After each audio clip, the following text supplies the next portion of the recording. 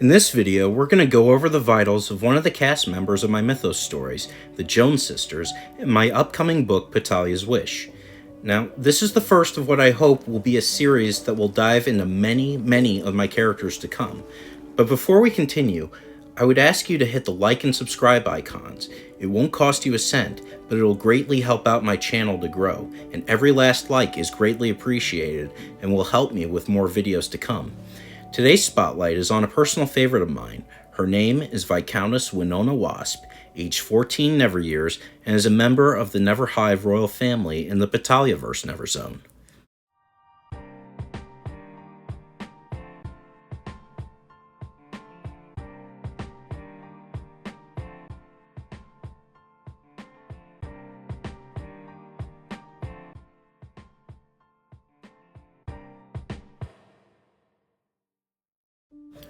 Winona is a hybrid Neverbee who is half wasp and half honeybee, who has had many difficulties in her early life, not the shortest of which is the stigma of being a creature of poison. Before we go further, let me define the term Neverbee for you. In the Jones sisters mythos, there are potentially infinite counterparts of Neverland Prime, the brainchild of my hero, Sir James Barry. But the creation of all these variant Never Zones is a topic for another video. Hit me up in the comments if you're interested.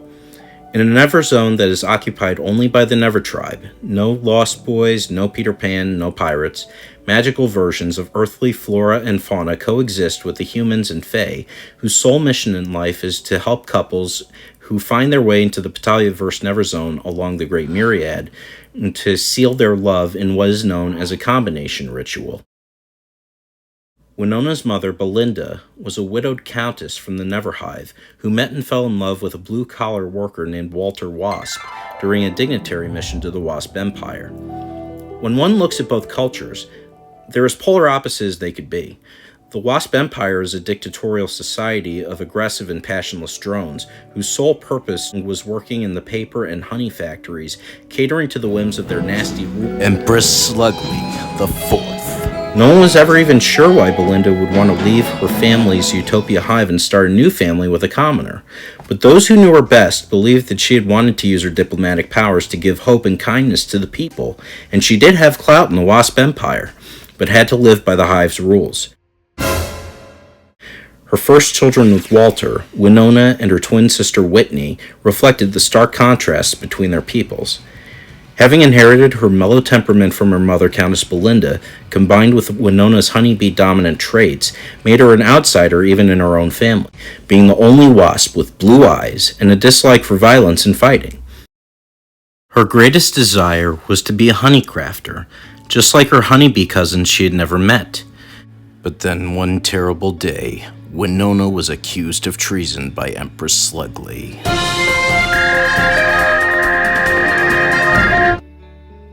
Just for being a unique child with a harmless dream.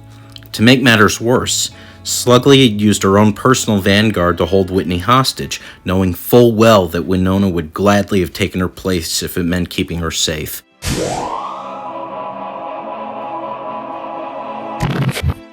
Winona was exiled from the hive and was disowned by her father and stepmother, her heart shattered.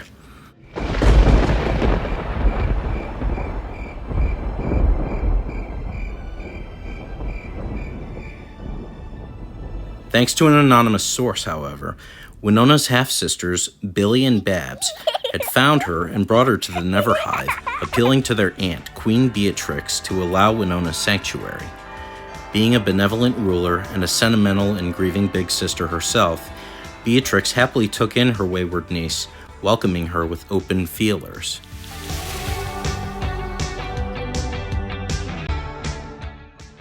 Winona's mother was the youngest of 4 siblings, Earl Boston Bee, Duke Benjamin Bee, Queen Beatrix, and herself. The Earl was a war hero who lost his wings and stinger in a critical battle, given the status of a Gold Star vet. Benjamin was a secret member of the Parliament under an alias, who lived his life outside the palace as one of the people. Queen Beatrix and her late husband Belmike Bee had 3 children, an infant named Brian Bee, who died of SIBDS not long after he was born, a daughter named Princess Bernadette, a Bumble Class Bee, and Princess Bailey, a Honey Class Bee. Belinda and her first husband, Viscount Burton C. Bee, had a son named Count Baxter Bee, who gave his life in service to the Zetascape Special Forces, Viscountesses Barbara Bee and Willow, a dancer and a scholar. For further details on the family, click the link below in the description. Life in her new home was going quite well for the shy halfling Bee. She learned first wing all the steps and secrets that went into making basic clover honey. Due to her hybridity, Winona did not possess the same kind of tongue as her cousins, prompting a special gift from her Uncle Boston, a stirring ore made from the sacred wood of the tree of first bees. Winona kept herself within the confines of the palace, not ready to reveal herself to her aunt's subjects. This would not last long, for the following week, reports of mild food poisoning had been filed from urgent care centers from across the Patalia-verse Never Zone and the Neverscape, all from a 1,000-jar batch of Neverhive honey that was tainted with wasp toxin. The accusations had been spread out from the entire hive, promoted by whispers and from outsiders, naming the newcomer Winona Wasp as the culprit. In spite of the evidence that the Parliament's investigation made, the entirety of Winona's maternal family steadfastly stood by Winona and proclaimed her innocence, never once doubting her. But this was what made Winona's decision that followed all the easier. She had already been declared a traitor in one hive, and was now labeled one in the next. Winona had decided to exile herself, but the Queen was not having it. Bailey and Berna sought out their dear friend Magnolia the Snow Owl, aka M.O.G., and asked if Winona would be welcome in her spare treehouse in the underground biodome. The ever-caring sweetheart that Magnolia was, Winona was granted safe haven for as long as she needed. And the sisters even drafted another friend to boost Winona's spirits, a hopper violinist named Cello de Scorch.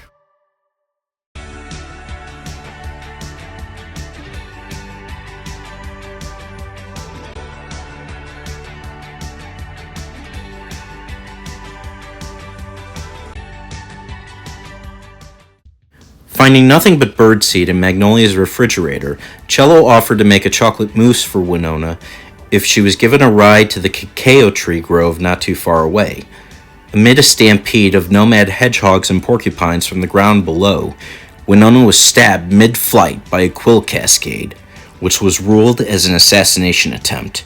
For the nomads were part of a disgraced and cowardly group of opportunists known as the Quilliads, mortal enemies of the Neverhive and all flying creatures.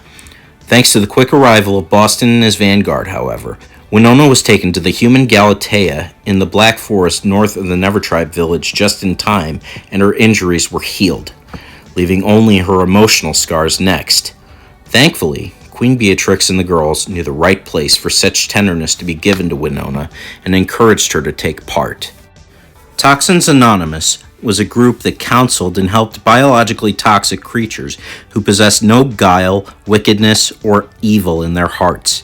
The group was headed by a devenomed rattler named Ross and a unique floral specimen who was a dear friend to the Neverhive queen, Patalia, the wildflower. Winona's story was shared with the group once she had worked up the nerve, with the aid of some of the Nevertribe's special fruit jelly. Winona was afraid that she would be thought of as a monster in this group as well, but she had reckoned without the empathy and love of this unique group of peers. Sammy the Scorpion was a fellow exile of her own clutch because she had heterochromia and was viewed as a demon for having two different colored eyes.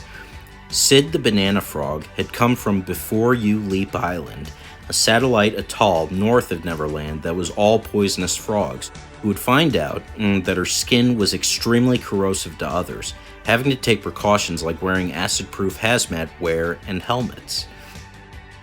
Ross had accidentally nicked the wing of a girl he was in love with, and she nearly died.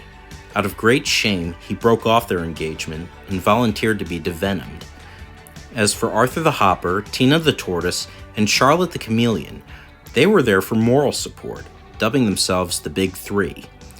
There was even an underwater member named Juliana the Jellyfish, whose face was the inspiration for their logo. Winona was initiated into the group right after their first meeting, given a welcome package of a white baseball cap, Toxanon pride sash, boots and gloves for feelers, a face mask, a card, balloon and the undying affection and loyalty of the entire group. Even with this acceptance, though, Winona was still plagued with self-doubt. Behind closed doors, however, Winona's maternal hive was not about to let a second injustice shatter their little Winona's life. Thanks to their informant, Bernadette and Bailey had been given proof via a literal Steele dossier that Winona was set up, and that it was the same group that had tried to kill her. How did Berna and Bailey know that this informant could be trusted with Winona's life, never mind the safety of the entire Neverhive? Because this particular Neverbeing had blessed their family with 8 wonderful children via her Combinoft, Count Baxter. But more on that in another video.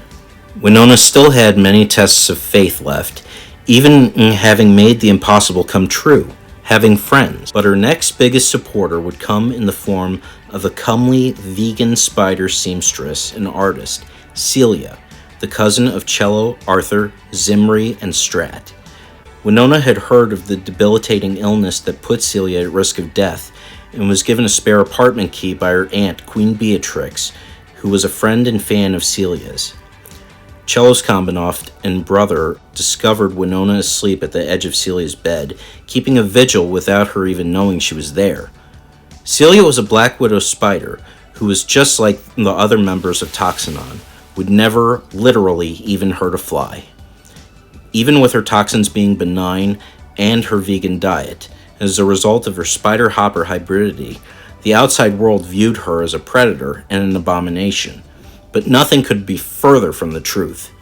Like her little cousins, Celia was a creative soul who found her niche in sewing, needlepoint, painting, drawing, ceramics, and silk apparel. Winona did not know her, nor did she ever see her works. But she felt like she needed to be there for Celia, not realizing how much such a deed would prove to so many people just how kind Winona truly was. Laddie and Stratocaster had arrived at Celia's apartment at NS Estates with a petal from Petalia's plumage, which was boiled into a special herbal tea. A few sips later, it had done the trick. Not only was her condition reversed, but her congenital heart defect was fixed for good, giving Celia energy she had never had before. To Winona's surprise, Celia had recognized her, having been friends with Belinda for ages. Also, in that same night, outside of the Never Try PX, Winona would make even more new friends in the forms of Will Scott Caribou and his Combinoft Juniper Squirrel, Felidia Falcone, and human royals Spencer Jones and his Combinoft-to-be Mina Elachad. But the latter would have to wait for Winona's shyness to clear up, because she had learned that Mina was allergic to bee stings. The final friend that she would make that night was a shock to say the least, a bunting, who was named after Winona's mother. As the investigation into Winona's saboteur continues, so too does a looming threat from the remote atoll of Quilios, whose inner structure hides a terrible secret. And that's the story of Winona Wasp thus far. If you enjoyed this video, please give a like and comment below, and share this video with a friend. And also be sure to check out my voice overview interviews with cartoon voice actors Michael Bell, Greg Berger, Lee Takar, and other industry luminaries. Hope to see you again real soon. Patents form and fly out.